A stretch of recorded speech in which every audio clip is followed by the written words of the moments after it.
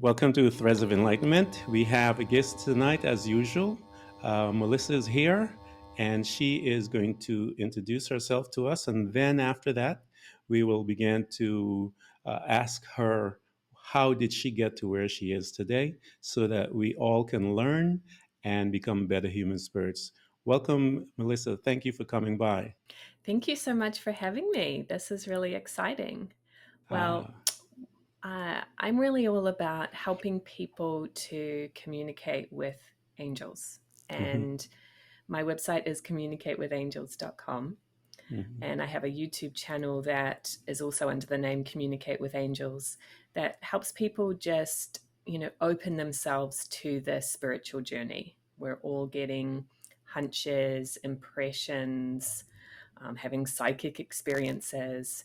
And for some people, that scares them. They don't understand it, or they want to pay more attention to it and grow their spiritual abilities, but they just don't know how. mhm. So I was lucky enough to learn some tools. I'm a Wayshowers College certified spiritual consultant, and I Nice. was lucky enough to learn some tools at a young age that helped me to be able to tap into my inner guidance, to receive the messages of my guides and angels, to grow my own intuition, and to kind of set myself on this course of finding my life purpose. And so those simple tools had helped me so much. And I could Mhm, see so many people didn't know how to do it that I really wanted to, share that. So the main way that people get started with my work is a course that I have called the Communicate with Your Angels online course. It mhm. includes a private session where they really learn how to ask their angels questions and get answers. And then from there, how to use that in your life. It's one thing to learn the techniques, but sometimes people still don't trust it because deep down we don't Mhm. trust ourselves. So I also, from there, work with people one on one and expand that, helping people to overcome their blocks, their fears, and to really align with what they're here to do this lifetime. Mhm. That is awesome. Awesome. So you had mentioned that you had picked up some tools when you were young. When you Yeah. say that, how old were you when you started? Okay, let me try another question this way. How old? When did you start your journey as to being in the space of spirituality? That part. Let me ask that question. Yeah. So I was 12 years old. Hmm. Prior to that, I didn't, my family didn't go to church or anything like that. They'd kind of moved away from that a little bit. And at that time, my mother was really searching for something.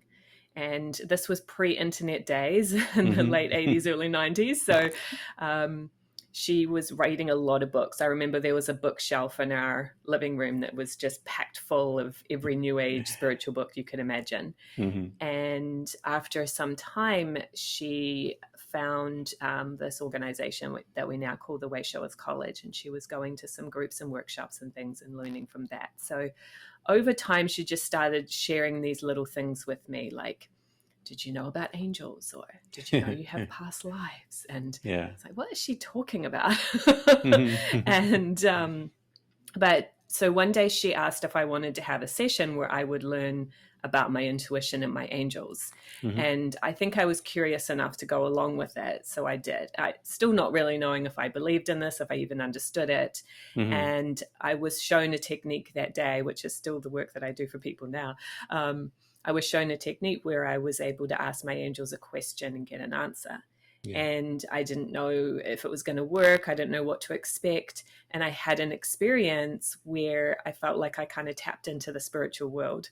I don't Hmm. know if I would have had the words for that at Hmm. 12, but looking back on it now, I can Yeah. say, wow, because I remember having this kind of vision of beings and light, and I Hmm. tapped into the universe and I could still see the room in front of me that was the table and chairs and everything that I thought was real. Hmm. And yet the spiritual world that I could see and experience at that moment was just as real. Wow. And so that kind of set me on a course of, discovering about this as well.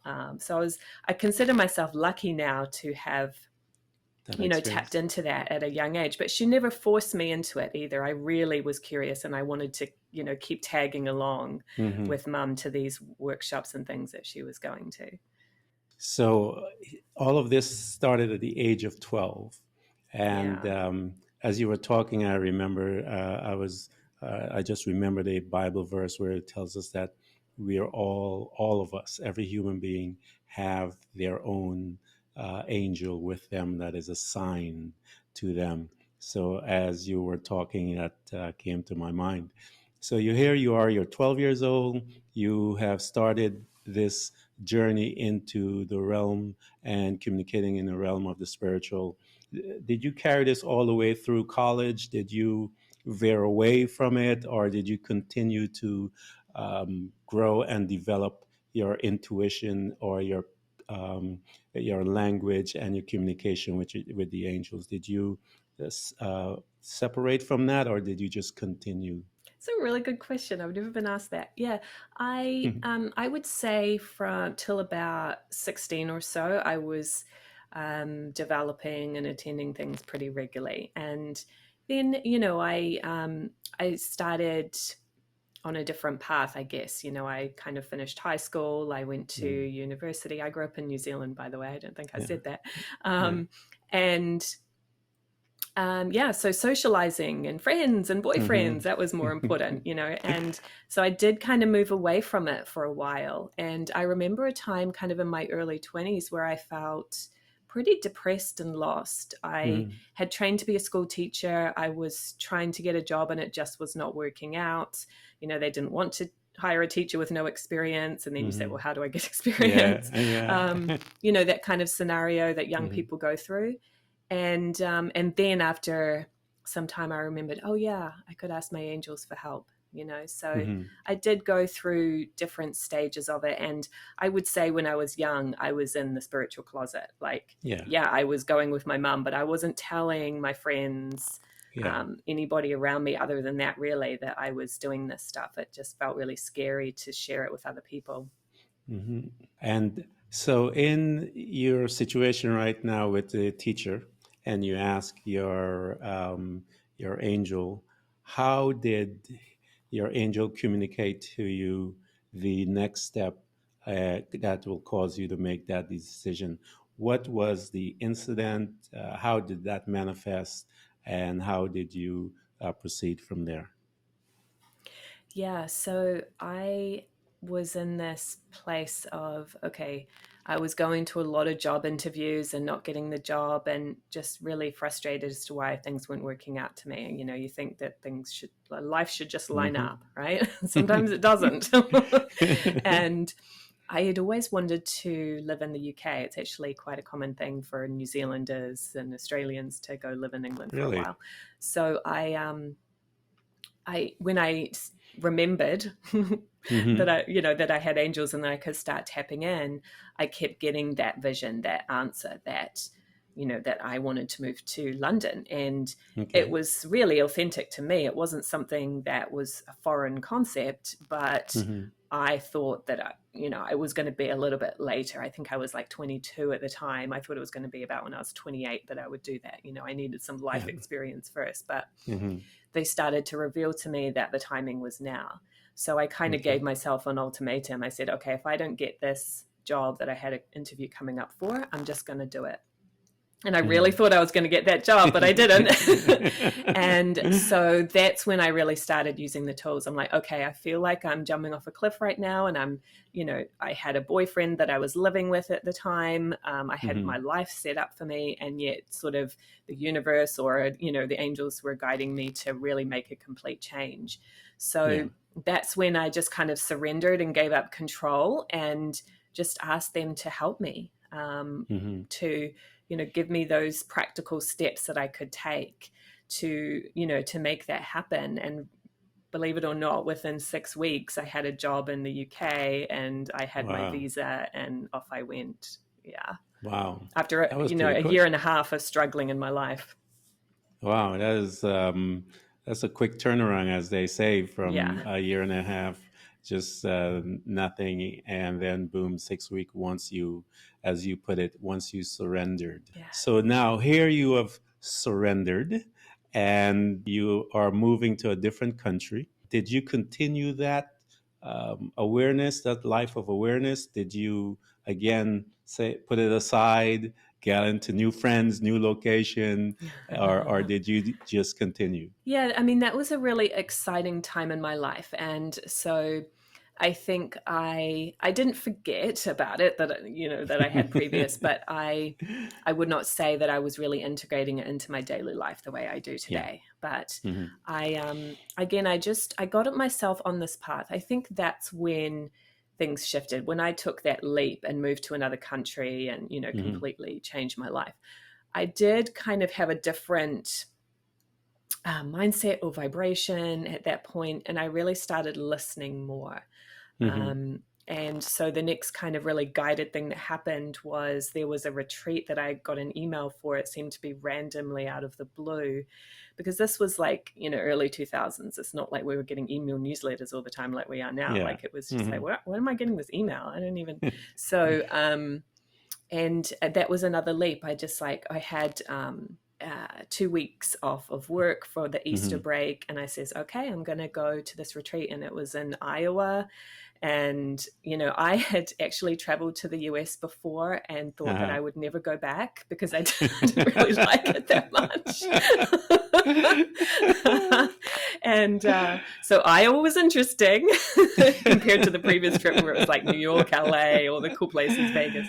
Um, Uh, yeah, so here I was in Iowa in the Midwest in the middle of nowhere. Where am I doing? Where am I going? yeah. But that was then another turning point. Now we're actually separated now, but I met my ex-husband there, and that was that time of like, oh, okay, this is actually what I've come to do, because he was part of the same organization. And I Hmm. started to, because I had followed that guidance, because that felt really scary again, to go to this strange place in the middle of nowhere as a young woman, right? Yeah. But I I found that turning point again where there was people that I could then mentor with and associate with to help me to get the training that I needed to say, okay, this is actually my life's work. I had an inkling that I was going to share spiritual stuff at some point, Hmm. but I didn't know how it was all going to unfold.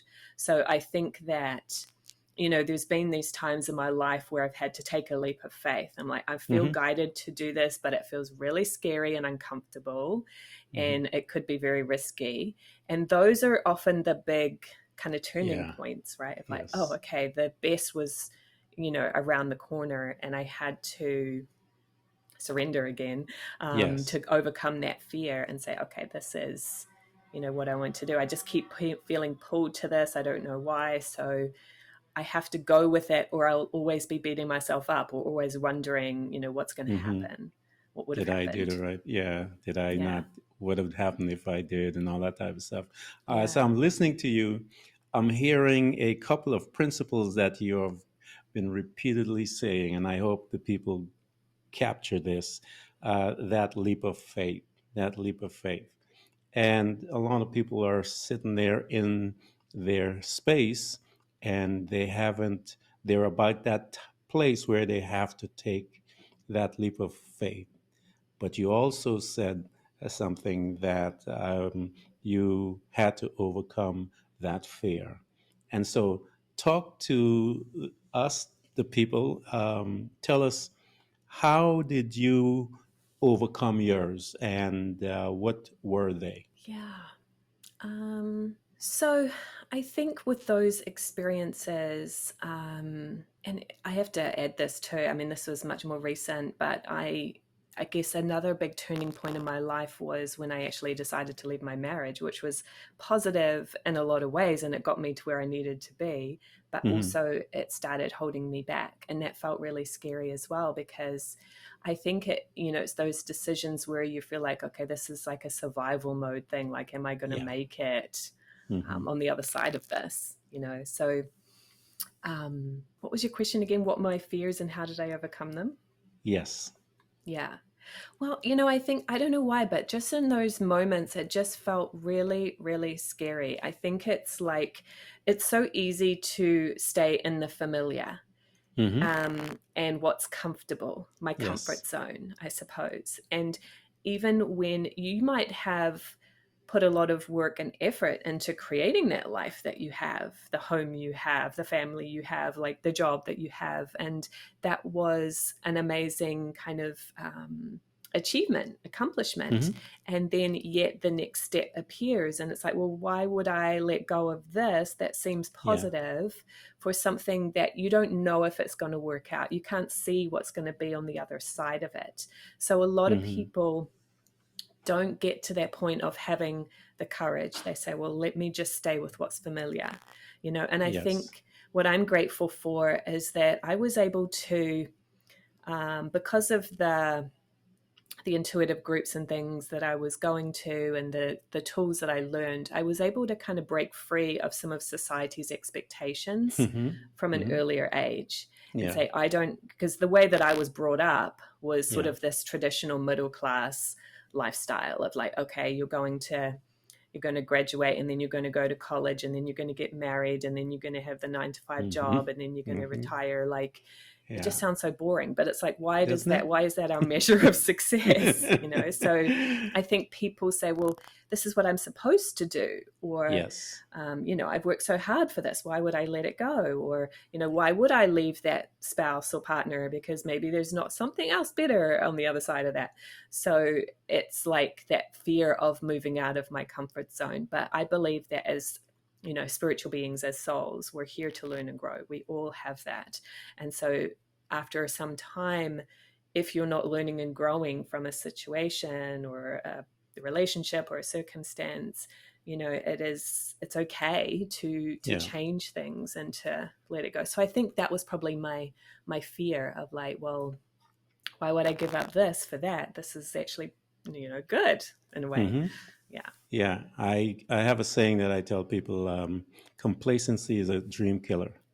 And Yeah. we have become, many of us have become comfortable in our situation and our living, that it kills our dreams that we have indwelled inside. That's this human spirit of ours that is just dying to get out. Hmm. But because we have become comfortable, as you had said, that we are fearful of the unknown and the next step. And so we become crippled and become stagnant as human spirits, never really honestly growing to understand who we are and what we are capable of doing. And once you have learned that you're capable of doing something, then the next step is you become capable in sharing. And you are Mm. seeing the process that has taken place in your life. Here's this 12-year-old girl that, as you were saying, in the closet. So, and so she begins to walk through life in her 20s. We all kind of veer off from time to time, and then we come back in. There's usually something that is there, the uneasiness that is within us that says, I'm not comfortable where I'm at. I need to get to the other level. I need to get to a place where, first of all, I get to know who I am, where I can be. And in a place where you can be, then you can now expand your mind, your thinking, your lifestyle. And Hmm. so it was great to see that you're out of the closet. You are now taking this stage, and you have overcome this fear of that fear of security with a from a relationship with a other person, because again, society tells you that you get married, and in your marriage life there's a certain security Yeah. that keeps you there. And so you've decided to step out from that now. And once you stepped out, you said things began to open up. What type of things began to open up for you once you made that transition from the security platform to what people would deem unsecure? Yeah, it's a great question too. Um, the interesting thing about that was I knew that the the relationship needed to end, but I kind of suppressed that for a couple Hmm. of years, really because of the fear of the financial side of it. I Yeah. wanted to keep doing the business. I'd been, growing the business, and we actually did do it, together, but we were already energetically going separate on the business too, which was interesting.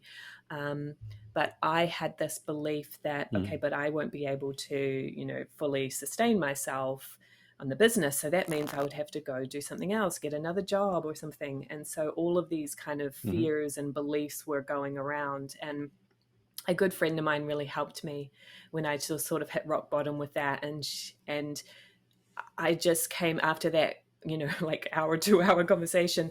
I realized, okay, Hmm. well, I just need to shift this belief. I just need to start Yeah. believing that I can do it. And it Hmm. was almost uncanny. Like, it sounds like a total cliche or coincidence or something, but really, when I just started to say, you know what, I'm just going to believe that this is going to happen, that I'm going to do it, and I don't need to Hmm. come up with a plan B. I can support myself on my own. And Yeah. money started showing up. It's like we were running a retreat, and, it was very successful. And so I just, I do feel like I had a lot of backing from spirit too. This is the other thing, is like, we don't have to do it all alone. We have Hmm. backing, especially if you are going through some kind of a transition, like a divorce or a job change. You can have Yeah. extra guides and angels who come with, work with you temporarily during that time where you need some extra backing. So it's like, Hmm. utilize that help. I mean, things just started showing up where, I had I needed to show a certain amount of income to get a rental apartment. And the way I'd been doing things previous to that was just all the money was going out of the business on other things. So it looked like I wasn't earning enough money to pay my own Earn rent. money. Yeah. And so Hmm. my angels just helped me with this strategy of changing the way I was moving finances around. Within 3 months, I was able to show the rental place, yes, I can afford an apartment Yeah. and things. Um, and I've lost my train of thought. What was the question again? um, well, you answered it when you began to move from the space of security to unsecurity, as Yeah. they say. And so Yeah, it was I really fast. It was just like shifting that belief. And then, like, yes. the big thing was to be able to manifest this, my own place, my own space. And, Hmm. I've been here for 2 years now. So sometimes I look around and say, remember to be grateful for this, because this was like the hugest goal that you thought you could ever manifest. I know I'm looking Yeah. for other things. And, I have new friends and a new relationship in my life where I'm able to really, be myself and thrive into that next Oh, level. that's congratulations to that. Yeah. You touched on the other aspect of the process that we proceed and we walk into our journey. And one of the most beautiful principles, and I've heard so many stories, is that beyond that fear that we have lies our blessing. And it's been there for a very long time. It's just waiting for us to overcome our fear of whatever that fear is. And you laid it out perfectly how we do that, and it is a shift in our perspective. How are you going to look at this situation with a new perspective? I guarantee you that once you switch that, that your blessings will come pouring into your life. I've heard so many people talk about that same spot, Melissa, over and over again, because we stay in this programming because everyone programmed us that the only way we're going to make it is if you're in this situation in this marriage, Mm-hmm. and outside of that situation on your own, oh, you're not going to make it at Right. all. And so most people have this mentality that, and they have the battle of stripping away that programming. And the only way you can strip away at that programming, as you mentioned, is to change your perspective about that particular topic. Once you've done that, Melissa, it's just your whole word, and it happens so quickly. I try to tell people, handle your fear and get out of it, because your blessing is right there. It took you what, a couple of weeks right after you handle that stuff start changing your whole life. Yeah. Now you're looking for more. Yes. Yes, it is. I mean, I've thinking about that, I did it the hard way a little bit, but it takes that, right? It was like that 2 years of being in that fear, and the money side of things was always a sticking point for me, and my fears. I think it can be different things for different people, and I was Hmm. in that struggle and that fear, and like you say, as soon as I just shifted the belief and didn't go back, you can't Yeah. pretend that you're changing the belief. Hmm. You've really got Yeah. to You have to. 100% embody it, Yeah. commit to it, make that firm decision that you're not going back. Hmm. And once Yeah. I made that 100% firm decision, this is happening, I'm creating it, then I did do some things, but it was just uncanny just how much backing I felt like I had for things to unfold and to move in that direction. Hmm. Yeah. That is awesome. I always tell them, burn the bridge. Pretend that you're standing at a bridge, and if you turn back, um, you've lost. Burn the bridge. So when you look at your situation, you're looking at it going, there is no way to go but straightforward. And And so if you have that imagery, I guarantee you'll be okay. Go ahead. yeah, it just occurred to me too, if somebody, because this was 2019, right? If somebody had told me then that Hmm. COVID was going to hit, that your kid was going to be out of school, like I did not need to know that because I might have gone back to the fear. So even with all of those, uncontrollable circumstances that started showing up, and Yeah. having to shift the way I was running my business, etc., because of all of that, Hmm. I had already embodied that firm decision that I can make it and I can be successful. So it doesn't always work out perfectly on the other side of it, but it's the inner Yeah. shift that makes a difference. It truly does, and I think the what we run into with most of us is our perceived idea of what it should look like. And I think we ought to, if we stay open enough and be um, expecting but open and not closed in our belief system, in our minds, we stay focused and call that which we want into being, because I believe each and every one of us are creators. We create by what we say and the corresponding actions behind what we say.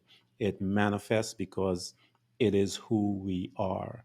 And as creators, we get a chance to see the beauty of our world. That's why I always start with this picture when someone comes to Threads of Enlightenment. I have you paint this wonderful picture, Melissa. I am doing this, I'm this, I'm doing that.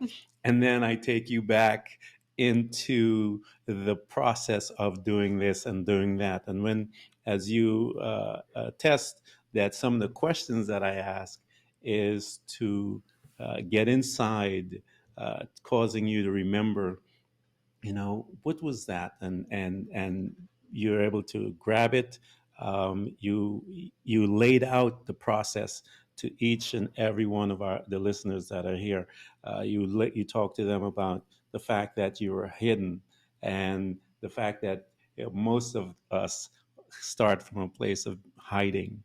And then, as we begin to start asking ourselves these serious questions, we begin to strip away the programming of our father, our mother, our teachers, society, friends.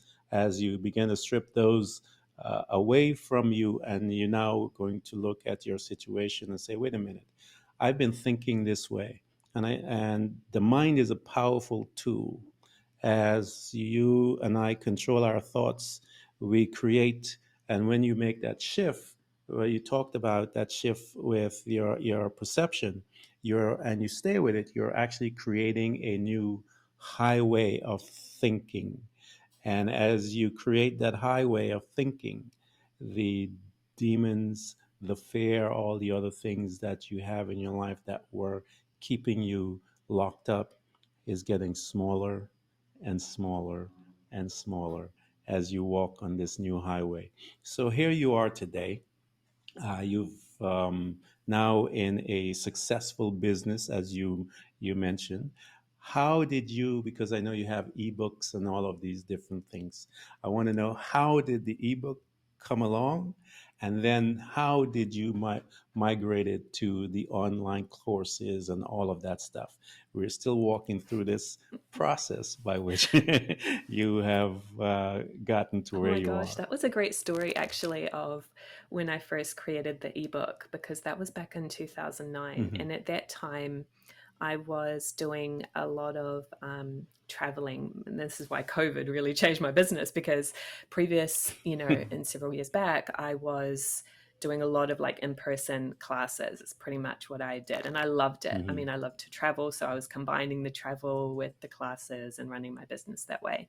And I was actually in the UK, and but my sisters lived in the UK at that time. So I always would go visit them and stay to do some classes as Hmm. well. But I had on this particular trip like set myself up for a really busy schedule. Like every couple of days I'm doing something. I just booked myself to the brim for this 3 weeks. And Hmm. one night with my sisters, I was most Americans have never heard of this game. It's called netball, NET ball, and Hmm. they needed a sub on their team. And I love netball. I never get to play Hmm. it living in the United States. So I was like, yes, I'll play for your team. And in that game, and I hadn't played netball for like 5 years, and here I am. On the one time I play it, I ruptured my Achilles tendon. And so I'm in hospital. I'm having Ouch. surgery in a foreign country. Hmm. I had to cancel Ouch. everything.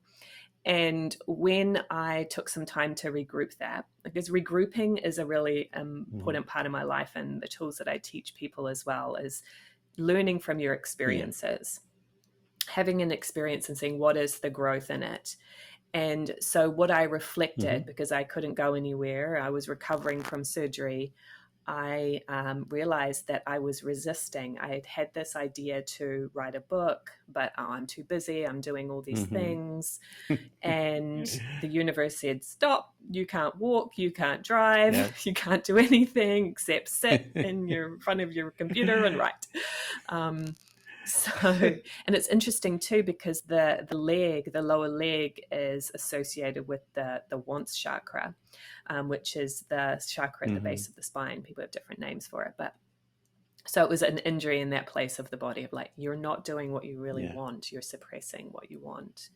Yeah. Yeah. So that was, when I started to create that book, I was able to then move it into products and learn about how to Hmm. take this work online, because the Waisawas College organization has actually been around since the 60s and 70s. It was very, very big, but they did things a very different way then, way before the internet existed. So part of my purpose Yeah. was to then say, okay, how can I take this work online so it can be um, utilized for more people around the world? So, yeah. Hmm. So then over time, just trusting my intuition, when I get insights, when I get messages from my angels of how I can better serve people, that information that was in the Yeah. book then slowly got translated into the online course format. The online Yeah. course. And I actually did some Awesome. updates to Awesome. it at the beginning of this year of 2021, where I said, okay, this, that was, I think sometimes the universe gives us signs, whether you call it the universe or something else. It's like if there's really something that just doesn't seem to be working out. So, the end Hmm. of 2020 into, beginning of 2021, we were sort of going back into the lockdown mode. There was a lot of the COVID stuff going on, and people weren't able to be vaccinated yet. And it just was not on the cards. It wasn't really a realistic choice for me to be going and doing classes. It just, there was restrictions in place to Hmm. where you couldn't do that. So I said, Yeah. okay, I need to surrender. That seems to be a theme here, and say, this is the time that I need to do these updates to the course. It took me a good 2 months of solid Yeah. work to do it, which is why I'd put it off for so long. But I was like, okay, now is the time. The signs are here. I need to get over it and really Yeah. say, dedicate myself to this. So I'm really, really excited about how the course is now, because there were some things missing from it before. And with all of that in-person Hmm. work that I've done, like traveling all around the globe, I've done classes in my home country of New Zealand, US, Canada, across Europe, UK. So I've worked with people with this Wow. material for, a good 10 years now. Yeah. And so I know the questions that they ask and I know the struggles that they have. And so I've really been able to now put Hmm. all of that into the course. I'm really, really excited about it. Yeah. That is awesome. I love how life interrupt our Yes. comfort and causes us, I call them the breadcrumbs that are being placed there to lead us in Yeah. the path. And if we are not aware of them, we can miss Mm-hmm. them. And sometimes we miss them so much that we get an injury that causes us to go in the hospital or get a surgery. Yes. But, I think the gift that this spiritual journey has is being able to actually see that for what it is. Not just a regular Yes. person going, "Oh man, that sucks. I injured myself." Yes. But Hmm. go Yeah. deeper with it. Go deeper with those experiences and say, "Okay, Hmm. what is the meaning here? What is?" And because I really created that, it wasn't really the universe. I created it Yeah. with my own Yep. energy because I was resisting Yeah. something and I didn't Hmm. consciously You're realize resisting. that. Yes. Hmm. And then with the creating the course earlier in the year, it's like that regrouping practice and checking in with guidance and how you're feeling and Yeah. noticing the energy. We need to just have that be integrated into our life to slow down and see the signs that are there and not just think, oh, it's just a coincidence or whatever. It's very easy, I think, and because I know I do this, is to sort of get a fixed picture and go, okay, this is my life, this is what I'm going to Hmm. do. But sometimes there's Yes. there's something else that's wanting to show up. Life. Yeah. I tell people, life just wants to show up. We and again, I think we get into a space where and it's easy as human spirits, we get comfort and we picture this constant oneness of things. And life comes and says, no, there's a little more that I want you to experience, because I feel that in order for us to experience those things, we can then take that and convert it to food to feed other people as they spend time reading the information that we have collected. You are now satisfied with what you have done. Why? Because you've collected a little more information, and now you have presented a dish that, in your mind, is much more entertaining, much more tasteful than it was maybe several months ago. So, as life comes into our path and interrupt it and uh, interject some of these breadcrumbs, I think, Melissa, the reason why most of us miss it are because, again, we're trained. That just happens. Oh, that's all kind. So we kind of don't pay attention to it because we have been programmed to behave that way, and most of us are spending our time on this path of enlightenment on programming ourselves, designing a new product. And you have designed a new product, who you are today. You've created something much different than you were, let's say, when you're in your 20s, when you were coming through life. And 10 years from now, Melissa, you're going to look and go, wow, she was really trying back then, Isn't that true? because you have gained that much Yeah. more knowledge and you have grown that much more. And you are taking yourself to a form of enlightenment, as they say, that we get to, that we become light, we become pure energy, that who we truly are. And so I'm excited that you came by, that you stopped here and visit us at Threads of Enlightenment. Your story was so beautifully laid out, and you just showed us, each one of us, step by step, how we get to where you are today. I just want to thank you so much, Melissa, for coming by and sharing your your heart. You shared with us and you entrusted us with this information. And my hope is that the listeners would take your information, begin to digest it, seek you out, so that you can take them further than where this conversation that we have, that you can take them beyond that. Thank you Thank you so for much. coming. This was so much fun. I loved it. I enjoy it totally. I love some of the questions when I ask you your face, you begin to Especially the one about think the about ebook. I it, was like, oh, yeah, that was an interesting experience. we all have these beautiful stories that within them, when we look back within the stories, are the nuggets and the principles that we can clearly speak to because we Mm-hmm. are out of it. And as you had alluded to before, that you call that situation onto yourself. Only mature people, Melissa, can understand that comment that you just made, because we do call those things onto ourselves. I remember with this specific show, I didn't want to go to the next level where it was taking me, and that was to interview people. And so when I went on a trip and I got to where I was staying, the internet wouldn't work. I mean, all hell broke loose. I can go on and on and Mm, tell you what took place, but I realized that I had called that on me into my world because I didn't want to go to the right. next step. And it was until I faced that and decided, okay, Ken Primus, you have to stop this behavior. Um, and you have to have that conversation Mm-hmm. with yourself and be honest with yourself.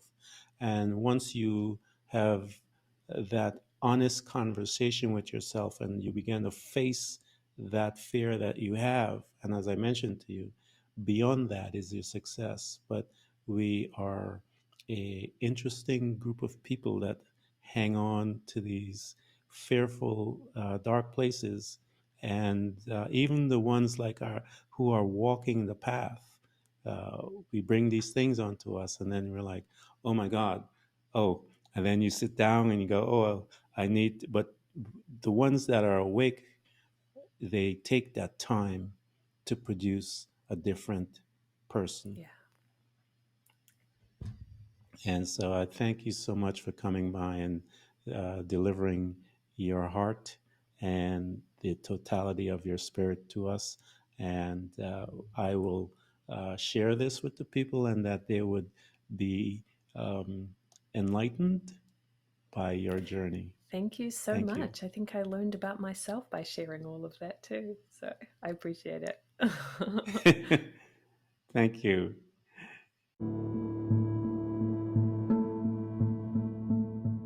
Everyone who's listening to this podcast, we hope to continually help you to learn how to embrace moments of darkness, because it is in the darkness that we learn how to develop and use our abilities to truly see those parts of ourselves, often invisible to us, in the light.